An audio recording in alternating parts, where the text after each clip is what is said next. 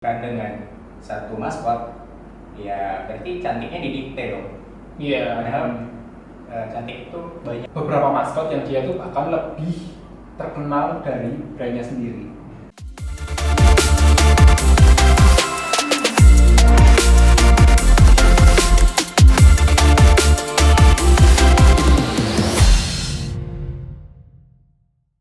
Halo Elevate Squad, welcome back to Elevate Podcast. Tentunya di segmen Ruang Kreatif.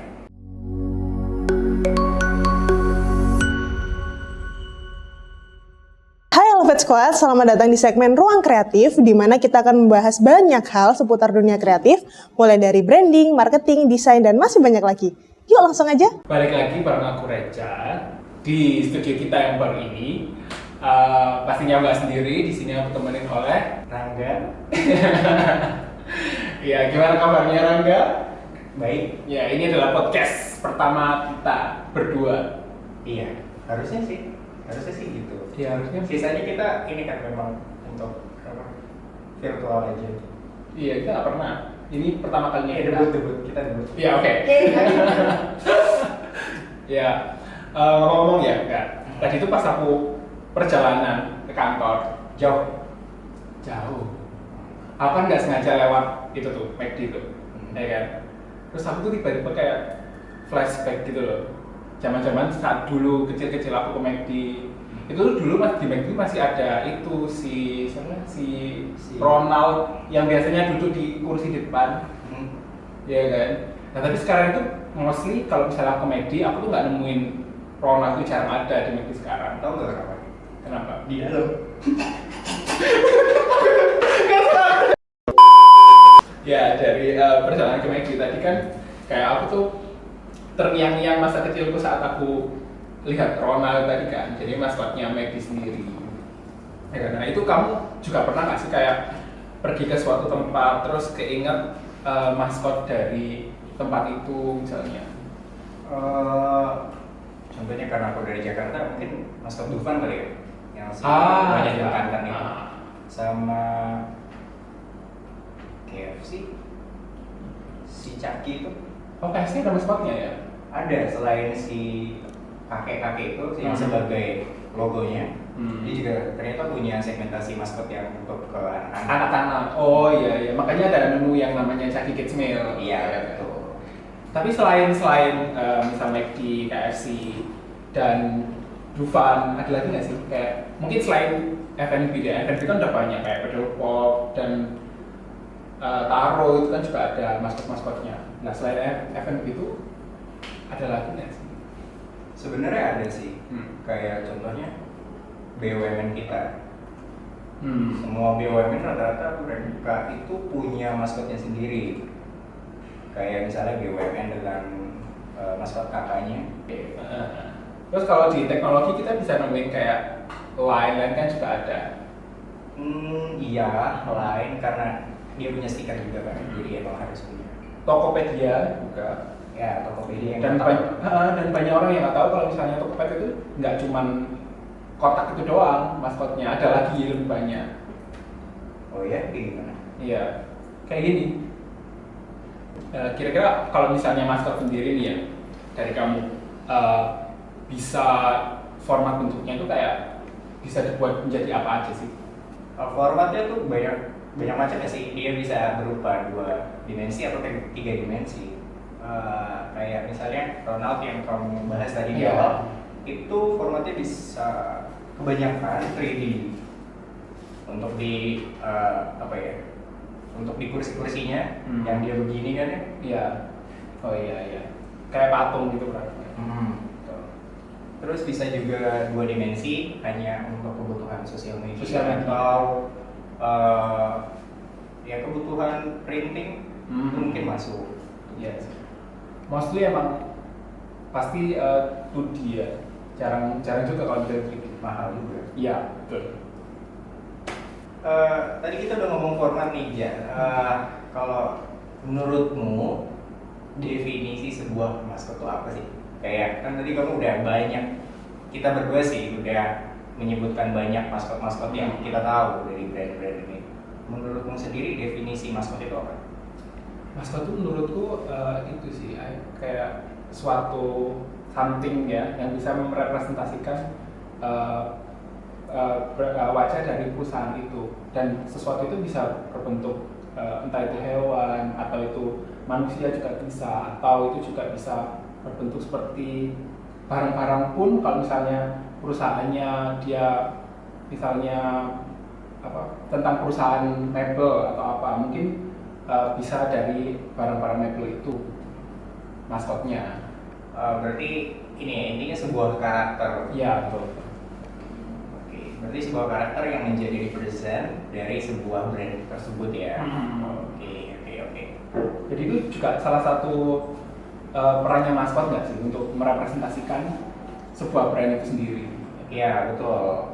Selain untuk itu juga dia bisa berguna buat ini sih, sebagai penghubung. Dan jadi kayak dengan adanya si maskot ini, pelanggan atau sebutnya customer, audience. ya audiens sih lebih tepatnya. Audiens tuh lebih ini sih, lebih ke dijembatani oleh adanya si maskot karena merasa oh iya relate atau oh iya jadi dia banget gitu. Jadi kita merasanya perusahaan ini terkesan humble gitu ya, terkesan ya betul.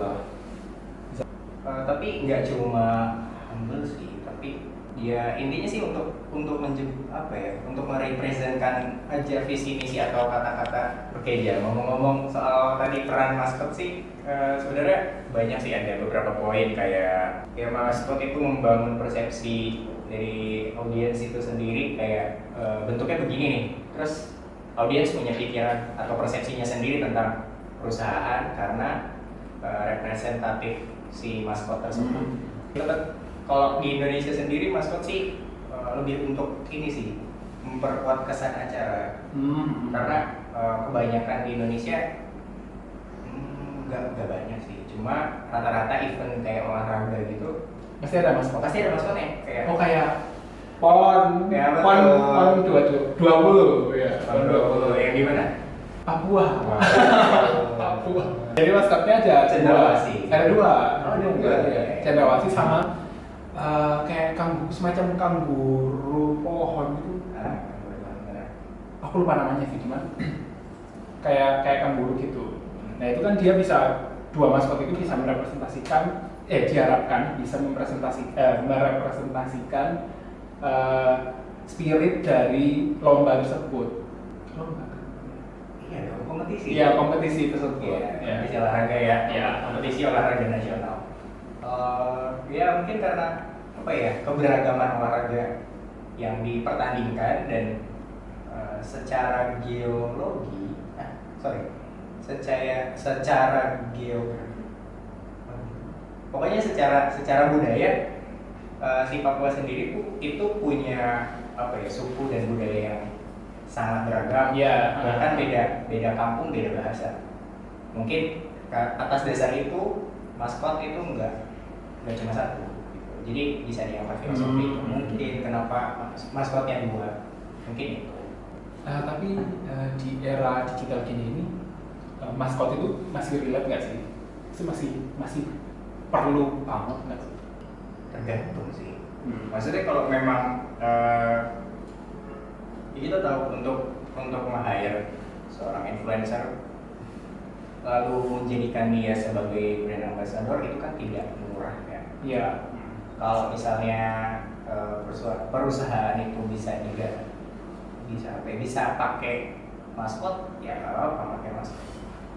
Tapi untuk sekarang sih kayaknya sudah mulai lebih pakai influencer yang KOL itu ya. Ya sih. Soalnya jarang juga ya kalau misalnya selain produk F&B gitu, jarang banget kita nemuin maskot gitu kan. F&B jarang pakai maskot. Enggak, maksudnya kalau misalnya kita zaman sekarang ini kan selain produk F&B kita tuh jarang nemuin ada maskot gitu. Kan mostly banyaknya itu produk-produk F&B yang pakai maskot. Produk untuk bayi. Ya itu juga bisa sih. Terus produk untuk anak-anak rata-rata kan pakai maskot. Iya. Ya karena ya target marketnya lagi balik lagi sih untuk keputusan brand ini pakai BA atau maskot ya dari target marketnya itu apa. Kalau misalnya dewasa ya nggak mungkin ya pakai maskot, atau perusahaan brand B2B terus pakai maskot ya ada sih, cuma ya terkesan jadi tidak korporat sekali. Sama kayak kasusnya misal brand kecantikan juga nggak sih? Kalau brand kecantikan kan nggak mungkin dia pakai maskot. Iya, Kan dia jualannya produk kecantikan yang harus direpresentasikan dengan orang. ya. Iya kan? Dan karena cantik itu soal definisi kan. Kayak sebenarnya cantik itu beragam. Kalau misalkan direpresentasikan dengan satu maskot, ya berarti cantiknya didikte dong. Iya. Padahal cantik Beberapa maskot yang dia tuh akan lebih terkenal dari brandnya sendiri. Salah satunya itu adalah Milky. Milky yang apa itu? permen susu dari Jepang tuh. Nah dia itu kan maskotnya itu si cewek kecil itu siapa ya namanya? Poko. Iya, Poko. Iya, ya itu dia kan sampai pernah dibikinin itu juga kan, apa boneka itu juga. Nah terus ada juga, nah salah satunya itu dia juga collab sama produk makeup Holika.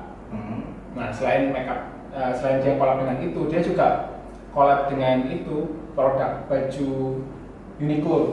Oh, Uniqlo. Ya, jadi dia pernah tampil jadi desain bajunya Uniqlo gitu. Oke, berarti seasonal ya untuk collabsnya? Kurang tahu juga sih. Oh iya. Cuman pernah tahu aja. Berarti tapi ngomong soal yang tadi Poco, itu katanya kan dari urban legend kan sebenarnya ceritanya itu se-creepy itu dari, dan sebenarnya dia tuh punya teman namanya Pico yang pakai topi. Cuma nggak keren. Topinya di depan bukan ke belakang. Pedal pop juga sih, maksudnya. Oh dia, iya, betul. Dia lebih agak terkenal daripada si Walls. Iya. Sebenarnya. Jadi kayak anak-anak kecil gitu, kalau misalnya mau es krim pedal pop, bukan es krim Walls. Iya. Pedal pop itu kan varian dari Walls. Tapi dia lebih mengenal itu karena mungkin ada animasinya waktu itu. Si pedal pop. Aku sempat nonton. 3 season atau berapa season ya? Lumayan lah. Lumayan kok, banyak. Yang nggak ngalahin Naruto tapi. Iya sih. Iya. Nah kira-kira nih, Misal kamu punya usaha, ya kan? Terus kamu lagi membutuhkan maskot nih, dan kamu tuh pengen banget punya maskot. Nah, akhirnya kamu cari-cari referensi. Nah itu kamu awalnya tuh kayak gimana tuh nentuin maskot kamu? ya kalau misalnya aku yang paham bagaimana cara proses desain dari concepting sampai teknis, ya sebenarnya gampang tinggal cari referensi, terus tentukan visi misi di awal, kayak visi misi si brand itu sama target audience dan dari segi marketing itu karena apa ya, itu akan mempengaruhi.